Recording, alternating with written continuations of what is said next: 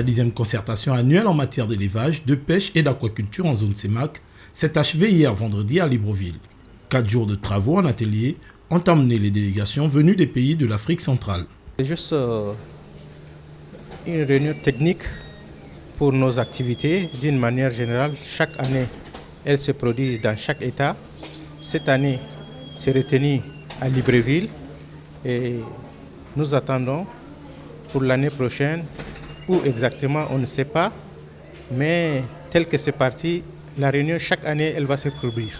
Garantir une alimentation de qualité et atteindre l'autosuffisance alimentaire, tels sont les buts que veulent atteindre les experts. Chaque pays essaye de diagnostiquer tous les problèmes inhérents à son pays et ensuite proposer des solutions à l'écoute de la CBVERA pour que la CBVERA puisse chercher voies et moyens pour mettre ça en pratique, surtout en vue de réaliser en tout cas l'autosuffisance alimentaire de la communauté en général dans la zone CEMAC et en particulier de chacun des pays.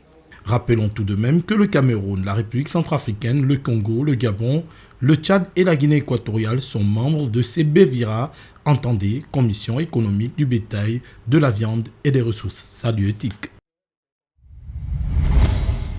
Après la pesée la veille, ce samedi 21 décembre, on a assisté à l'ouverture du tournoi de taekwondo dénommé Met Park, dans le gymnase du Prytanée militaire de Libreville, un événement qui regroupe des compétiteurs de plusieurs provinces du Gabon. Nous organisons la 6e édition d'une compétition qui est dénommée le Challenge du Grand Met Park, qui est une compétition qui est sponsorisée par le Grand Met Park et qui a la particularité cette année d'être parrainée par la Fédération gabonaise de taekwondo.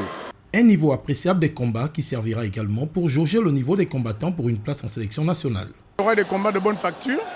Là, j'ai pu apprécier déjà d'entrée de jeu d'un international qui, au premier combat, au premier contact, a mis son adversaire KO.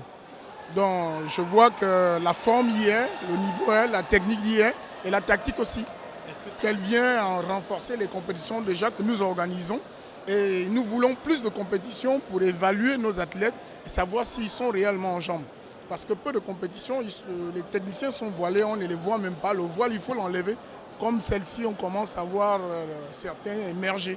Bon, nous attendons le niveau des demi-finales et finales pour voir les meilleurs d'entre eux. Pendant 2 jours, plusieurs combattants vont présenter leur savoir en la matière pour rendre plus belle cette fête du taekwondo.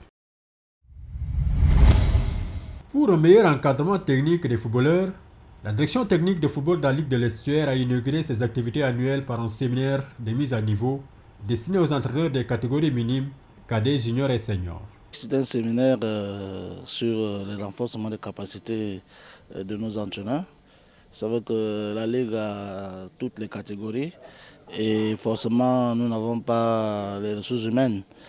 Beaucoup de jeunes pas s'improvisent mais sont volontaires pour accompagner nos différentes équipes dans les catégories mais sans formation de base. À la direction technique provinciale, pas question de s'arrêter en si bon chemin. Nous allons organiser les stages de formation d'initiateur 1 et initiateur 2, les stages d'entraîneurs de premier degré, donc de passage en grade.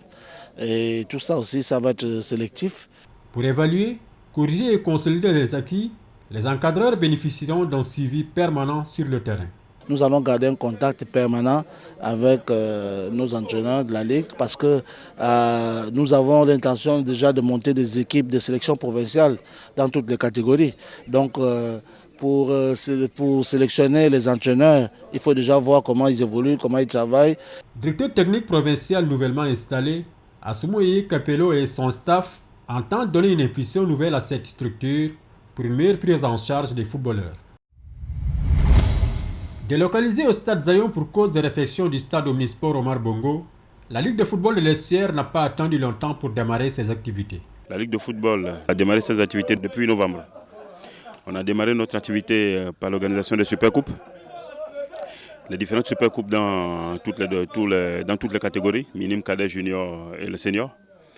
Et ensuite, nous sommes à la 3e journée du championnat junior. Et ce week-end, on enchaîne avec le championnat minime et cadet. Pour cette saison, la formation des formateurs sera aux premières loges des priorités. On a mis également en priorité le volet formation D'où aujourd'hui, peut-être très tôt dans la saison, de présenter aux entraîneurs, présenter aux coachs l'overview, en quelque sorte le résumé, la globalité du football, pour les préparer à aller vers les passations de grades et de stages qu'on prévoit au cours de la saison. Les clubs engagés en compétition de la Ligue sont-ils tous en règle? Tout le monde n'est pas en règle, mais on veut les amener vers les statuts juridiques qui leur permettront vraiment d'être en règle. Aujourd'hui à la Ligue, on a mis dans l'une de nos procédures mises en place, c'est les critères. On a des critères pour jouer dans les différentes catégories. À la Ligue de l'Estuaire, la direction administrative ambitionne de mettre tout en œuvre pour que l'Estuaire continue de jouer pleinement son rôle de première ligue provinciale du Gabon.